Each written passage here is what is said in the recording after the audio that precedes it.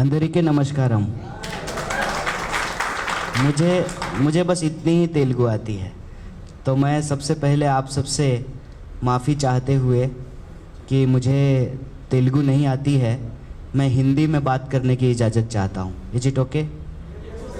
Thank you so much. As a person, as a youth, as a political social worker and not being from Telangana but very organically closely associated with the movement, I have also some observations and remarks. सबसे पहली बात तो ये कि मैं professor की बात से पूरी तरह से सहमत हूँ कि सरकार किसी की भी हो, कल को भारतीय राष्ट्रीय कांग्रेस की सरकार बन जाए, एक बात हम यूथ और स्टूडेंट को दिमाग में डाल के रखना है, इफ़ हमारे घर में कोई प्राइम मिनिस्टर और चीफ मिनिस्टर नहीं हुआ है तो हमारे राइट्स के लिए कोई नहीं लड़ेगा। हमको अपने लिए और अपने आने वाली पीढ़ी के लिए खुद ही लड़ना है। और being in charge of NSUI in presence of Venkat, I have been giving this promise in each and every public meeting कि अनएम्प्लॉयमेंट के सवाल पे अगर एम्प्लॉयमेंट के वादे को हमारी सरकार भी पूरा नहीं करेगी तो NSUI सबसे पहले रोड पे उतरेगा और मूवमेंट करेगा। और मैं आपसे जानना चाहता हूँ कि क्या पेपर लीक के सवाल को NSUI ने उठाया है कि नहीं उठाया है? उठाया है ना? उठाया है, लड़ रहे हैं। मैं पिछली बार हैदराबाद था, जो लड़की का, मैं उसको सुसाइड नहीं कहता हूँ, मैं उसको इंस्टीट्यूशनल मर्डर कहता हूँ, तो मैं दिल्ली से चल के हैदराबाद आया था प्रेस कॉन्फ्रेंस करने के लिए, और उस पीसी में भी हमने यह बात कही थी कि तेलंगाना मूवमेंट की जो स्पिरिट था, उस स्पिरिट को कहीं ना कहीं डाइल्यूट कर दिया गया है। वो लोग जिन्होंने अपनी जान गंवा दी, जिन्होंने शहादत दी तेलंगाना राज्य बनाने के लिए, जो जॉइंट एक्शन कमेटी के मेंबर थे, और सभी तरह के लोग, teacher, student, journalist, lawyer, youth, farmer, Dalits, BC, general community, सब लोग उसके लिए लड़े मिल करके, हिंदू, मुस्लिम, सब। और कांग्रेस पार्टी की सरकार ने उस प्रपोजल को माना। सोनिया जी के डायरेक्शन के बाद वह राज्य जो है वो यहाँ उसकी स्थापना हुई, और ये जो आपके करंट चीफ मिनिस्टर हैं वो चीफ मिनिस्टर बने। और जो वादे किए जा रहे थे मूवमेंट के दौरान, उसमें क्या कहा जा रहा था? उसमें कहा जा रहा था कि जो पब्लिक सर्विस कमीशन होगी तेलंगाना की, वो तेलंगाना के लोगों को एम्प्लॉयमेंट देगी। तेलंगाना का तो छोड़ दीजिए, 9 साल से ज़्यादा हो गए हैं उसके एग्ज़ाम ही नहीं हुए। जब भी एग्ज़ाम हुआ एक बार, सारे ग्रुप्स के जो है पेपर लीक हुए, और आज तक की हिस्ट्री में जब से ये चीफ मिनिस्टर बने हैं, सिर्फ 70,000 लोगों को नौकरी मिली है।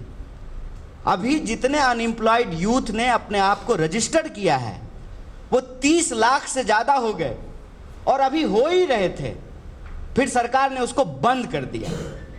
अगर हम 30 लाख के भी गवर्नमेंट डेटा पर बिलीव करें, तो अगर एम्प्लॉयमेंट देने का कमिटमेंट होता और हर साल अगर 2 लाख नौकरी दी जाती, तो अभी तक 18 लाख लोगों को नौकरियां मिल गई होती। कहते हैं ना, चीफ मिनिस्टर के बेटा को रोजगार मिल गया, बाकी लोगों को रोजगार मिले ना मिले क्या फर्क पड़ता है। और लंबी लंबी बात कही जा रही है। इंटरव्यू में आंकड़ा दिया जा रहा है कि हैदराबाद हब हो गया है आईटी सेक्टर का। तेलंगाना के यूथ और स्टूडेंट को कितना एम्प्लॉयमेंट मिल रहा है उस आईटी हब में? पब्लिक सर्विस कमीशन में कितना जो है रोजगार मिल रहा है तेलंगाना के स्टूडेंट को? मैं भी एक डेटा आपको देता हूं। तेलंगाना में अनएम्प्लॉयमेंट रेट पूरे भारत में हाईएस्ट है, 15% है। आप तमाम लोग, प्रोफेसर रियाज और सारे सब लोग, आप जो अनएम्प्लॉयमेंट एक्सप्रेस निकाले हैं, ये बहुत ज़रूरी है।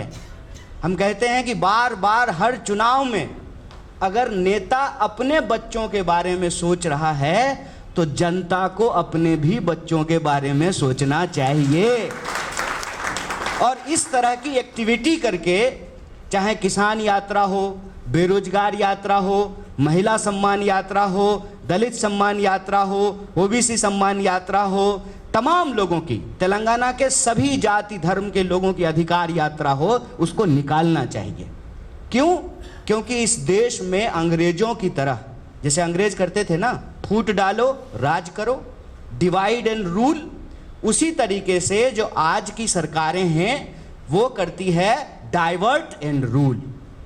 डाइवर्ट करो और रूल करो, सेंटिमेंटल बात करो, कॉन्क्रीट बात मत बताओ। तो हम आपके बीच इस मंच से एक कॉन्क्रीट बात करने के लिए आए हैं।